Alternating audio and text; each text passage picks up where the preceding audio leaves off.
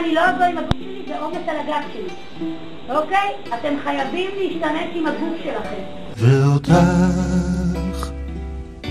אני בוחר, איתך אני יודע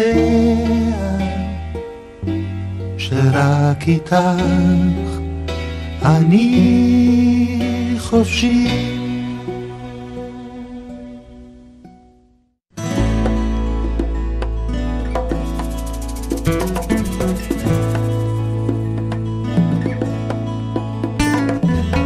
הכרתי את איריס עוד כשהיא הייתה סטודנטית. אני הייתי המרצה שלהם לקורס שיקום קטועים. זוכרת את איריס היטב, היא התבלטה מאוד, היא הייתה פעילה מאוד.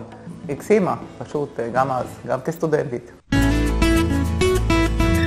איריס הגיעה ללוינשטיין בשנת 1983. ואני זוכרת את הפעם הראשונה שראיתי אותה.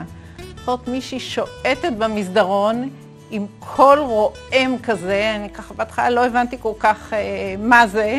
הייתה פיזיותרפיסטית מצוינת, מההתחלה היא בלטה כפיזיותרפיסטית מצוינת. אפשר היה כבר מההתחלה, כבר כפיזיותרפיסטית צעירה, ללמוד ממנה המון את הנושא של יחס למטופלים, יחס למשפחות. אני חושבת שכבר אז איריס מאוד מאוד בלטה בדינמיות שלה, בנמרצות שלה, פלפליות, בזריזות של החשיבה והדיבור.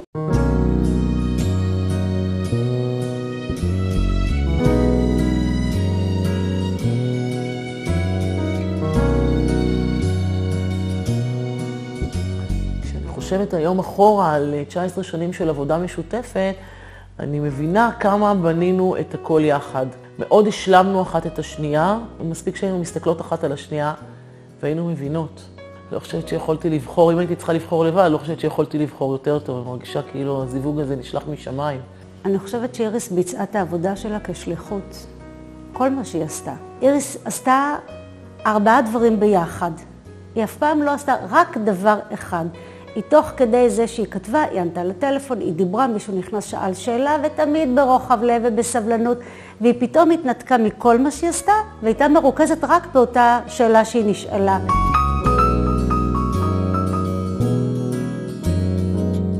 איריס תמיד הייתה המקום, איך להגדיר את זה? המפלט במקום המשוגע הזה.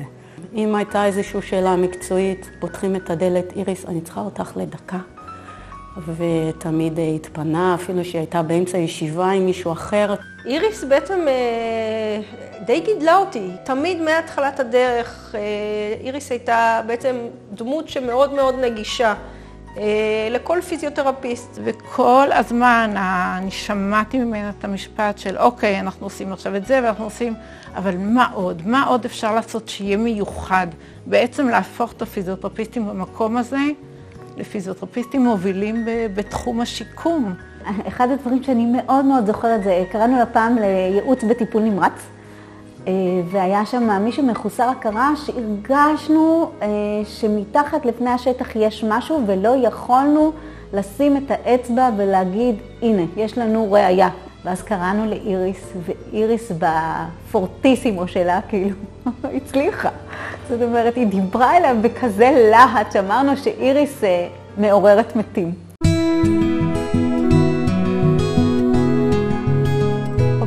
ותמיד הכל יקרה, ומה שמדהים איתה זה שהיא ידעה לגרום לדברים לקרות. קבלה מאוד גדולה, אהבת אדם מאוד גדולה, פתיחות מאוד גדולה וגמישות רבה מאוד.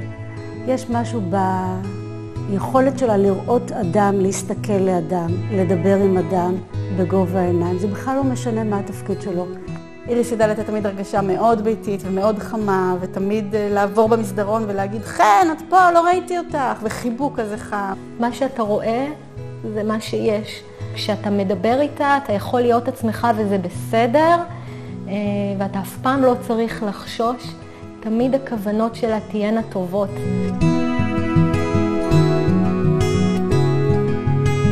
המון אופטימיות וגישה נורא חיובית, תמיד עם חיוך. היא אישה עם יכולות מדהימות, גם מבחינת יחסי האנוש שלה, גם מבחינת היצירתיות שלה ופתרון בעיות ותקתוק עבודה. עם איריס היה כיף. כי נתנה תחושה של שותפות, אתה ביחד איתה, אתה שותף. תמיד הרגשתי שהיא נמצאת שם. רוח חיה, נושבת, רועשת בצד הטוב של זה, שגורפת אחריה באמת אלפי מאמינים. אני חושבת שאיריס במידה רבה מאוד היא יכולה להיות פרסומת לדורסל. הבובות האלה שמתאינים אותם, והבטריה שלהם לא נגמרת לעולם. אני חושבת שמה שהניע אותה זה אהבה מאוד גדולה של מה שהיא עושה, ואמונה מאוד גדולה שאנחנו עושים את הדבר הנכון, ויש לנו עוד, לנו לפיזיותרפיה בלוינשטיין, מה עוד לעשות ומה עוד לומר.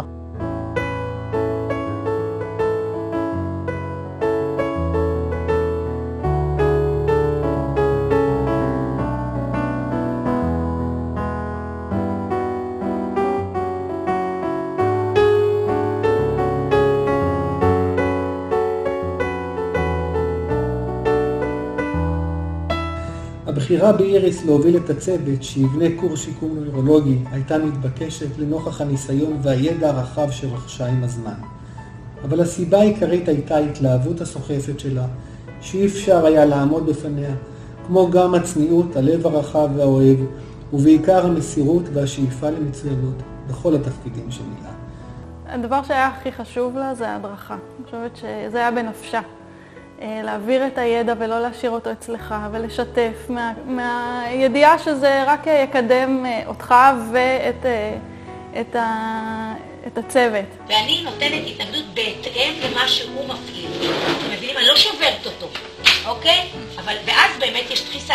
אני חושבת שאיריס ראתה בזה גם אתגר מקצועי וגם הרבה שליחות לחינוך הדור הבא. כשהייתה מדברת, היא הייתה מסתכלת טוב טוב בעיניים לסטודנטים, והייתה נמרצת ומדברת הרבה עם הידיים ועם כל הגוף, היא הייתה זזה וסחף אותך אחריה.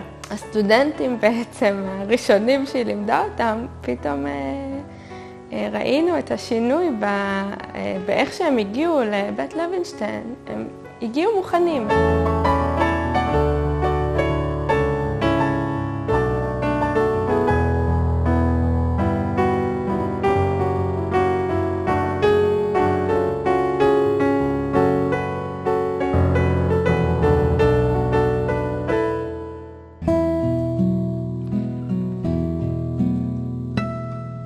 לפני הכל היא חברה מאוד מאוד יקרה. כמו אחות גדולה שאף פעם לא הייתה לי. יצא דופן מבחינתי. אנחנו חברות 30 שנה. זה חברות מאוד מיוחדת, זה פרח נדיר.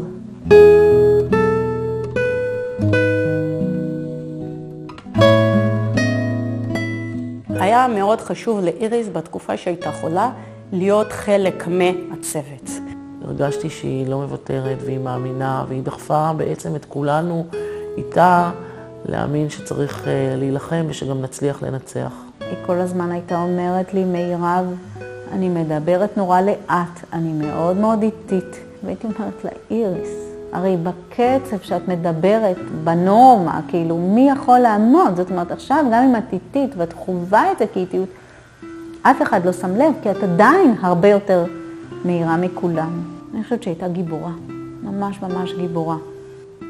החוויה הכי שורטת שלי זה ההבנה שזה לא הולך להיגמר בהפי אנד, וכאב מאוד גדול וצער מאוד גדול על האובדן שיהיה, עוד לפני שהוא היה.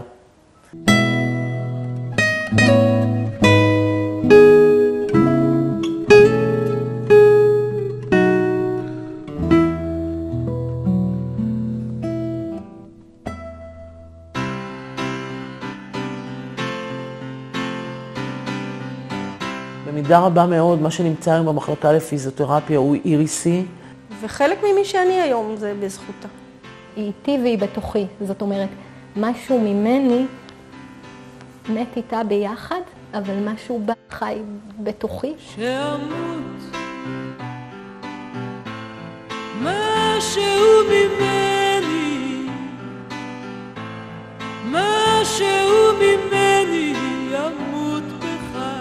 אני מאוד מתגעגעת, אני לפעמים חושבת שאני שומעת אותה במסדרונות, זה ישר גורם לי לקצב לב הופך משתולל. היא גיבורה הייתה במקצוע והיא גיבורה הייתה באופן שבו היא נעלמה מאיתנו, והיא כל כך חסרה. אבל רוחה תישאר פה.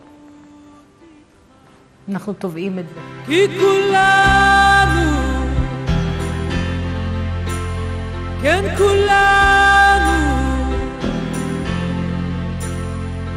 כולנו רקמה אנושית אחת חיה.